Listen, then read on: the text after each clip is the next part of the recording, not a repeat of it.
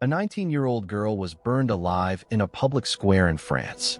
25 years later, the very church that condemned her declared that she was innocent. And 500 years later, it made her a saint. This is the story of Joan of Arc. She was not a queen. She was not a noble. She could neither read nor write. She was a peasant girl who tended sheep. And even so, in less than 2 years, she changed the course of a war that had lasted almost 100 years. Joan was born around 1412 in the village of Domremy in northeastern France, a village of stone houses and thatched roofs, surrounded by fields and the Meuse River, the kind of place from which no one expected anyone important to emerge. Her father, Jacques d'Arc, was a farmer. Her mother, Isabelle, taught Joan to spin, to sew, and to pray. Joan was known in the village as a devout girl. She went to church constantly, and they say she blushed whenever the others used foul language. But the France she grew up in was in pieces. For decades, the English and the French had been slaughtering each other in an endless war, the 100 Years' War. And France was losing. Badly. Half the kingdom was in the hands of the English and their allies, the Burgundians. Paris was occupied. The French king had died, and the heir, Charles, had not even been properly crowned. The English wanted to put an English boy on the throne of France. It was into this desperate world that, at the age of 13, something happened to Joan that she would carry to the grave. In the yard behind her home, near the church, she said she saw a light and heard a voice. At first, she recounted, it was only a voice. Then came the faces. She said she heard 3 saints, Saint Michael the Archangel, Saint Catherine of Alexandria, and Saint Margaret of Antioch, figures whose statues she knew from the little village church.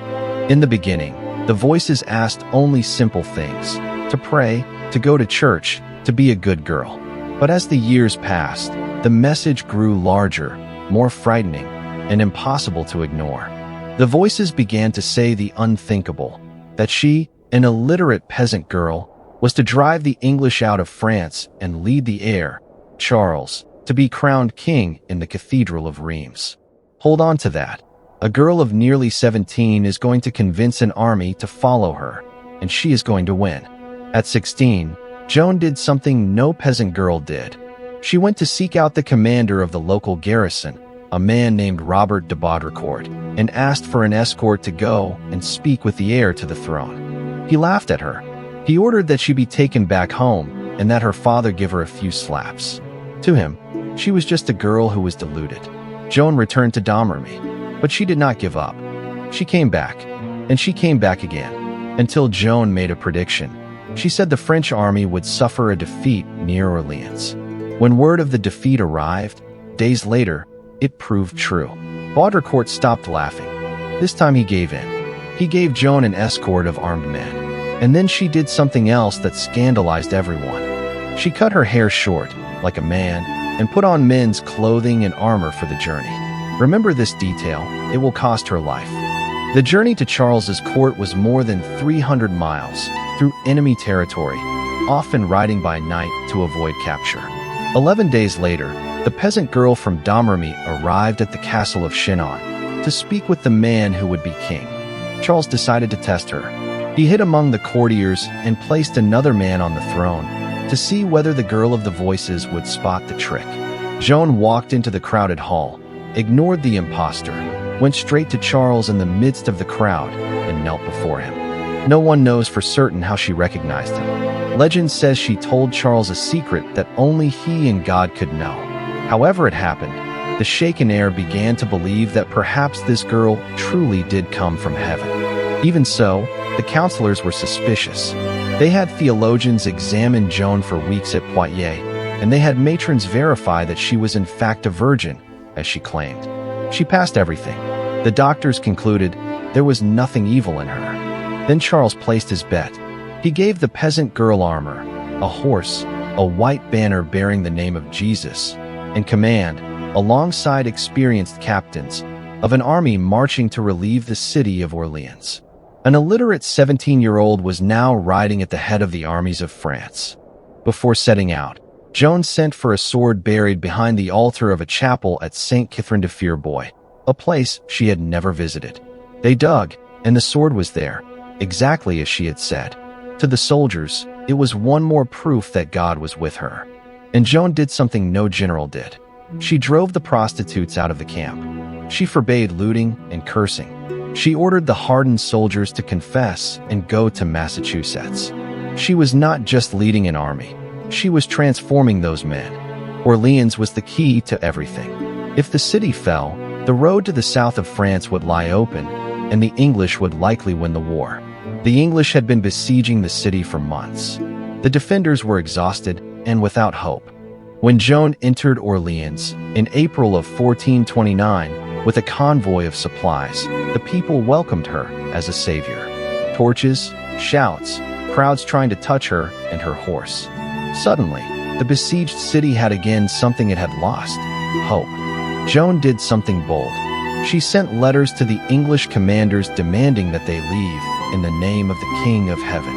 They called her a cowherd, a witch, and said they would burn her. She answered by riding straight into battle.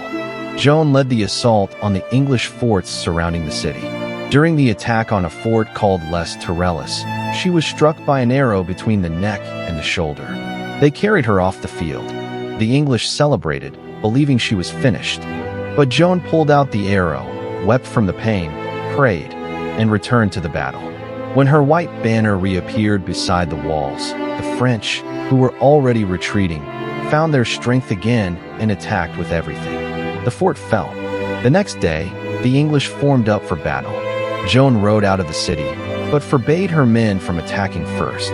The English looked at that French army that seemed like a different one and simply retreated. On May 8th, 1429, the siege of Orleans was broken. In just 9 days, a 17-year-old peasant girl had achieved what experienced generals had failed to do for months. The news raced across all of France. From that moment, she had a nickname that echoes to this day: the Maid of Orleans. What came next was one of the swiftest and most improbable campaigns of the Middle Ages. In little more than a week, Joan's army swept through a string of cities along the Loire River, beating the English battle after battle. At the Battle of Patay, in June of 1429, the English army, the same kind of army that had massacred the French for decades, was caught by surprise and crushed. It was a complete reversal. The specter of English invincibility had been shattered. Now Joan demanded of Charles the boldest promise of all: to march to Reims, deep in enemy territory, to crown him king. The counselors thought it was madness. It was too far, too dangerous. Joan insisted, and she won again. The army marched through hostile territory toward Reims. And the improbable happened. One city after another opened its gates without a fight at the sight of Joan and the army of the air. Fear had changed sides. On July 17, 1429, in the great cathedral of Reims, where the kings of France had been consecrated for centuries, Charles was anointed and crowned King Charles VII. And there, beside him, holding her white banner, stood the peasant girl from Domremy. Think about it. Less than a year before, Joan had been tending sheep in a forgotten village.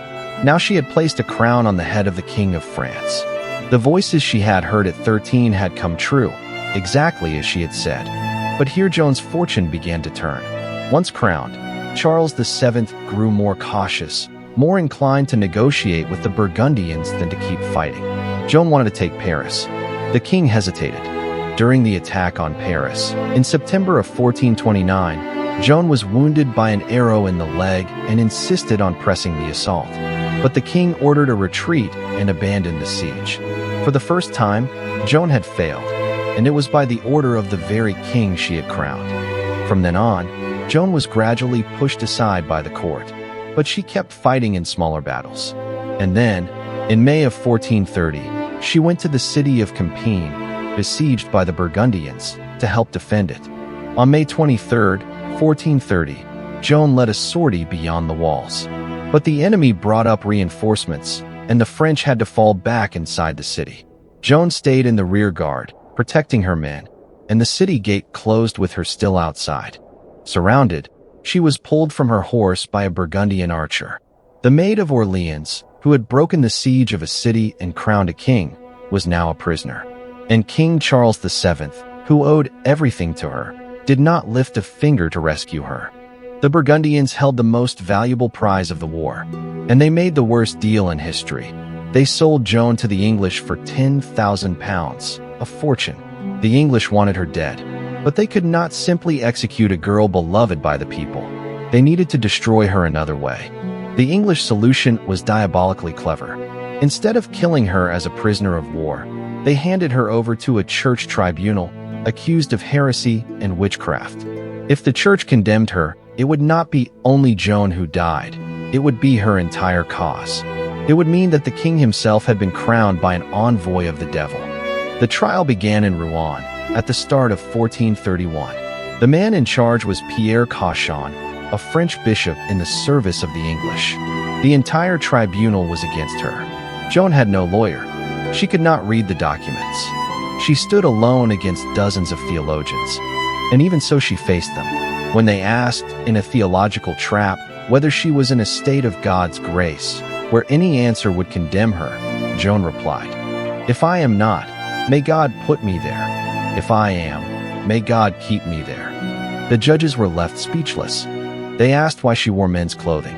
They asked about her voices, about her visions, trying to make her say something that would sound like heresy. Day after day, an illiterate 19-year-old peasant girl outmaneuvered the questions of the most learned men in France. But the tribunal had one card up its sleeve, and it was the cruelest. The central accusation, in the end, was not even about witchcraft. It was about the clothes. Joan's wearing of men's garments was treated as a grave offense against God and the natural order, and she refused to stop. There was a practical and terrible reason for her to keep the men's clothing. Locked in a cell with male English guards, the hose laced tightly with cords were a protection against their abuse. To take them off was to expose herself. The judges knew this. After months of interrogation, they threatened her with torture. They showed her the scaffold and the stake already prepared. Exhausted, sick, and terrified of being burned alive, Joan finally gave in. She signed a document of abjuration, renouncing the voices, and agreed to return to wearing women's clothes. Because she had repented, the death sentence became life imprisonment. Joan had escaped the stake for a few days. A few days later, the guards returned to Joan's cell and found her once again dressed in men's clothing. The accounts differ. Either someone stole her women's clothes and left only the men's, or the guards forced her, or she once more chose the only protection she had. For the tribunal, the reason did not matter. Returning to men's clothing meant she had returned to sin. And in church law, a heretic who relapses gets no second chance. Joan was declared a relapsed heretic. The sentence was death. On the morning of May 30th, 1431, Joan was led to the old market square in Rouen. She was 19 years old. Crowds gathered to watch. She asked for a cross. An English soldier, they say, bound two sticks together in the shape of a cross and handed it to her. Bound to a stake set high, above the crowd, Joan asked that a crucifix be held raised before her eyes. It is said that she repeated the name of Jesus as the flames rose. Many of those present, English among them, wept. The executioner was named Geoffrey Verich.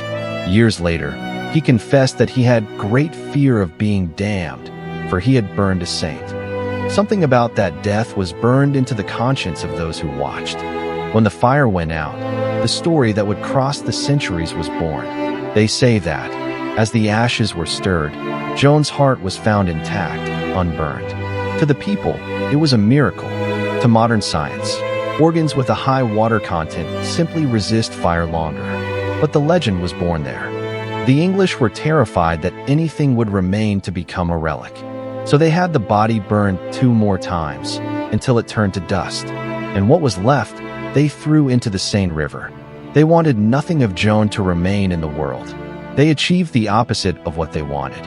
Because killing Joan did not erase Joan. Quite the opposite. The girl the English burned to destroy the French cause became exactly what they feared, an eternal symbol. And the war she had turned kept turning. The coronation Joan secured at Reims gave Charles VII the legitimacy he lacked.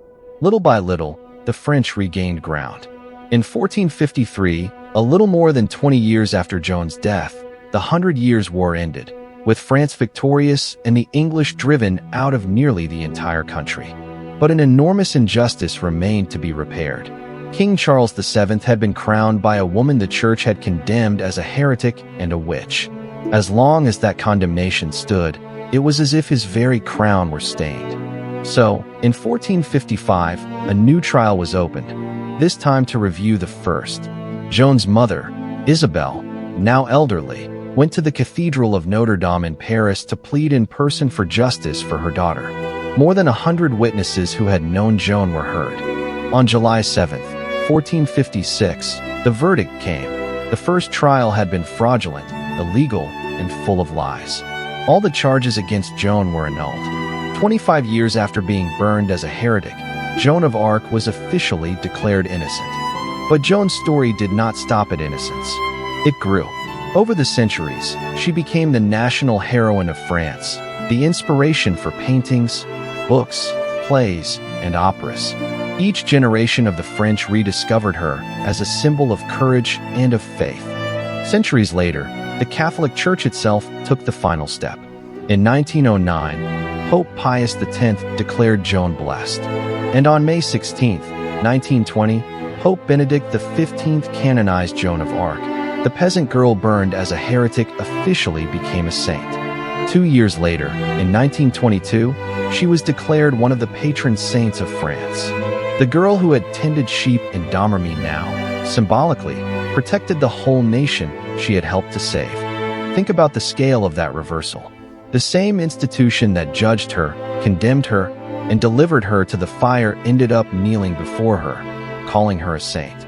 Few people in history have been so completely vindicated by time. And perhaps the most astonishing thing is how fast it all was. Joan's entire public life, from her first battle to the stake, lasted about 2 years. 2 years. That was all she had to change 100 years' war and the destiny of a country. She never wielded the sword to kill. They say she herself never shed blood. She only carried the banner.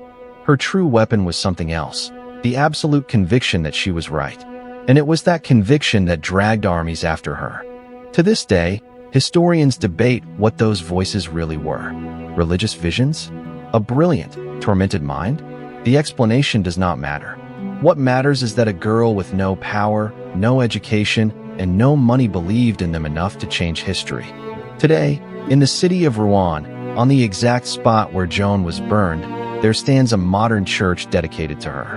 And every year, all of France celebrates the Maid of Orleans, the peasant who became a warrior, who became a martyr, who became a saint. Joan of Arc died at the age of 19, bound to a stake, abandoned by the king she had crowned, condemned by the church that would one day call her a saint. And even so, 6 centuries later, her name is remembered more than those of almost all the kings and bishops who decided her fate. If this story gripped you, do one thing for me. Comment down below what struck you most: the voices she heard, the heart that would not burn, or the church that burned her and then made her a saint. And if you love history told the way it deserves to be told, big, real, and impossible to forget, subscribe to World and Stories. Because the world is full of stories like this one, waiting to be told. An illiterate 17-year-old peasant girl crowned a king and turned to war. At 19, she died burned for it. And 500 years later, she became a saint. That was Joan of Arc. Until the next story.